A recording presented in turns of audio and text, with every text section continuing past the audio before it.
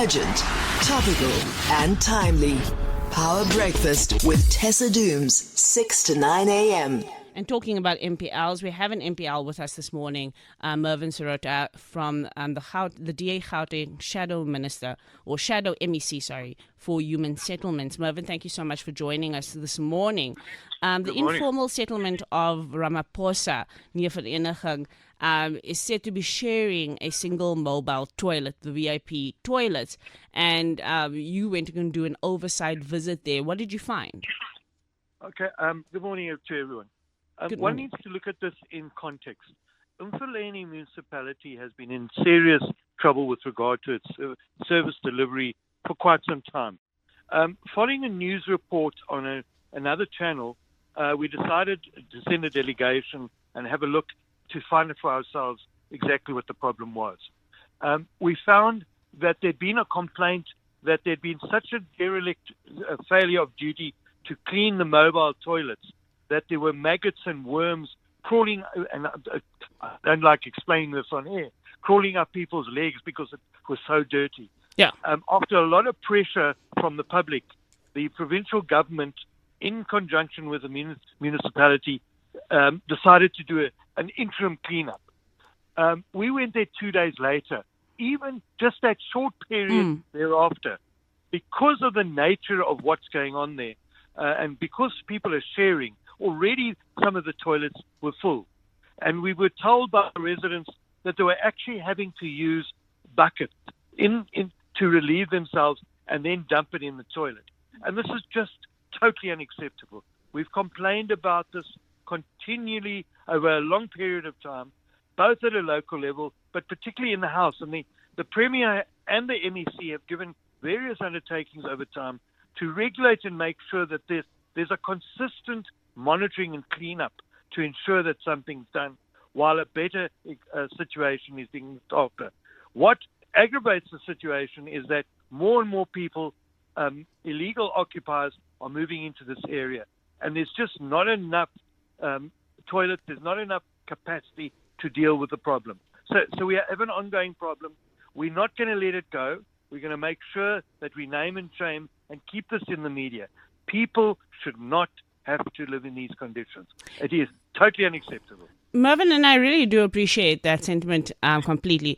But I'm wondering, how we take this to a broader conversation about housing and the housing plans for this province, and whether or not we have failed for so long that the backlog may just be insurmountable.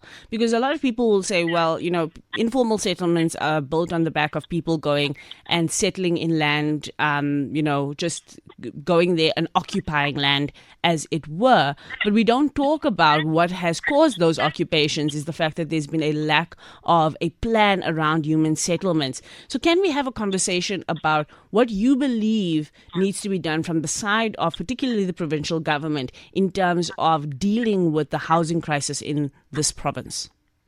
Right, I think you've hit the nail in a very sensitive area. It's not only about human settlements. It's about Department of Safety. It's about the Department of Social Development. It's about illegal immigrants. It's about a failure to monitor and spend and hold people accountable in the department.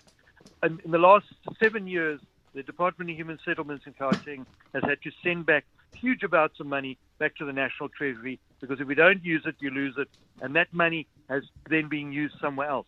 So you're absolutely correct. Insufficient planning, insufficient accountability, insufficient caring, and sustainability in ensuring that there is something happening and being monitored effectively. So it's almost like when something happens, there's a reaction. There's no effective planning to deal with it, to prevent the problem from happening. And that's what we're trying to fix up. The further that we dig deeper into the administration, the further we find a lack of accountability, a lack of planning, a lack of training, a lack of cohesion, and within the committee and within the House, and through a question and through a process of dealing with individuals like yourself, through the media, we're bringing this more and more into the open to ensure that when you name and shame, and the only way that this administration seems to act is when there's a crisis and they are embarrassed because they're just not looking after the interests of our citizens. Yeah, no, and I mean now that we are where we are, and I do appreciate that you do recognize that is an issue, and I do hope that we start having a national conversation, not just one in the province, about what the housing crisis in this country has been. What do we do in the short term for people who are living in conditions that are subhuman, that are just not made for human habitation? Is this about moving people from those areas of land and putting them into conditions that are better? Is it about changing out those VIP toilets that are there for others? What's the short-term solution? Well, first of all, short-term solution, there is a problem with just moving people. People don't like being moved. They like to be close to their families, to the environment in where they've got some certainty.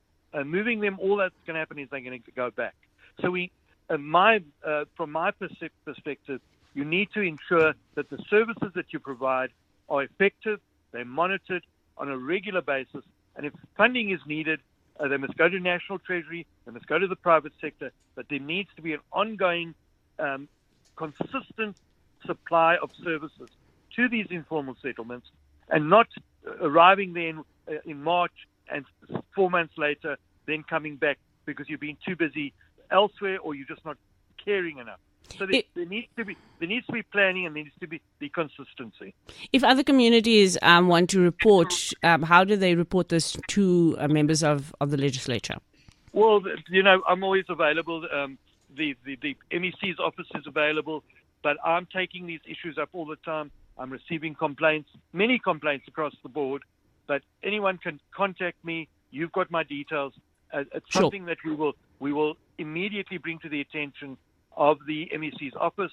We'll ensure that something is done, and if it's not done, we will do exactly what we've done here. Thank you so much, Mervyn Sorota, the shadow MEC of Human Settlements in Gauteng. Guys, let's use politicians. Let's use them. They get elected into these positions to do the kind of oversight and be our champions to get things done. So let's use politicians as often as we can. The time is now 6:30. Time for the news headlines with Nompumelelo Ngobeni.